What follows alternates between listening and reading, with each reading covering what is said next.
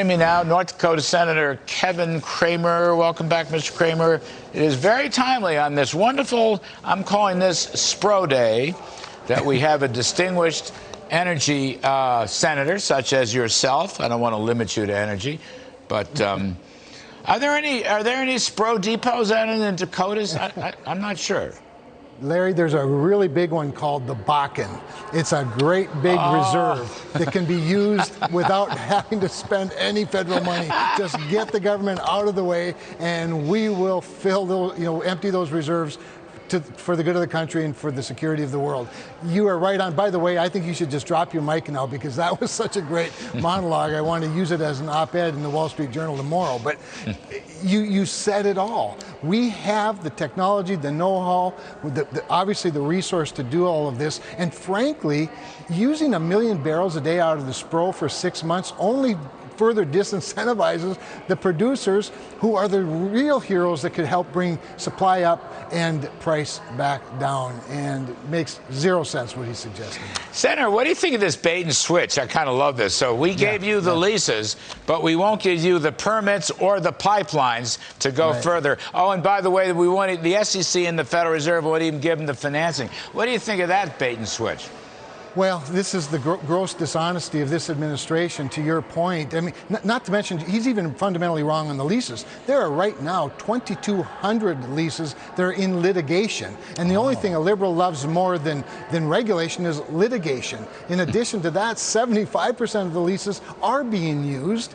And then you have, to your point, this permitting. Just as one example, the time frame for application for a permit to drill on federal lands and getting that permit, the timeline has more than doubled since he became president. In fact, they moved the decision away from places like Dickinson, North Dakota, and Billings, Montana, all the way back to Washington, D.C., so the administration itself can oversee these permits. And so clearly, they have an interest in keeping the price, in my view, price high, so that people can buy all those electric cars that are out there. Oh, wait a minute, there aren't a bunch. Just all politics. Senator Cramer, I mentioned this last evening briefly with our pal David Bernhardt, former Interior Secretary. But, this much publicized energy task force for the U.S. and NATO that was going to put more LNG exports into Europe. But when you read the fine print, it really is a short-term experiment. And I just want to check with you. I thought it made clear. There's a line in there that for the U.S., the energy framework will remain the same, which to me brings our friends back from FERC, Interior, Energy, NEPA, Federal Reserve, SEC. In other words, I don't think anything changed from that. They just want to pump more LNG in the short run, which the Europeans probably aren't going to do anyway. But did you read that differently? Am I being too cynical and difficult about that?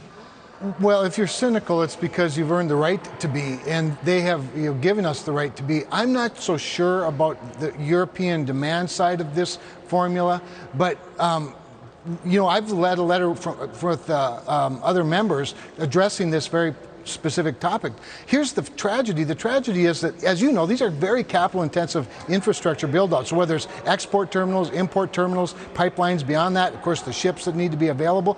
And right now there are 4 terminals waiting approval at the Department of Energy.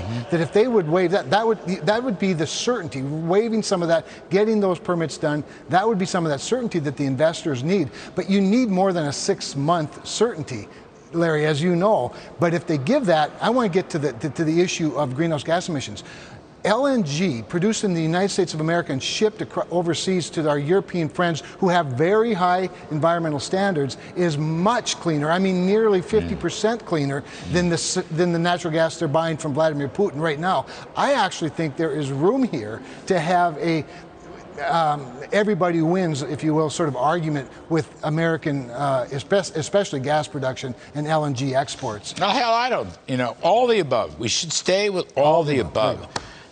Senator Kevin Cramer. We had a president that did that once. And by the way, when Donald Trump was president, not only were we independent and really energy secure and dominant, but Vladimir Putin didn't try to invade Ukraine either. And I think there's a lot to be said here for the type of leadership under the previous administration. There's a linkage. You know, Senator, when you come on next, that's a great point.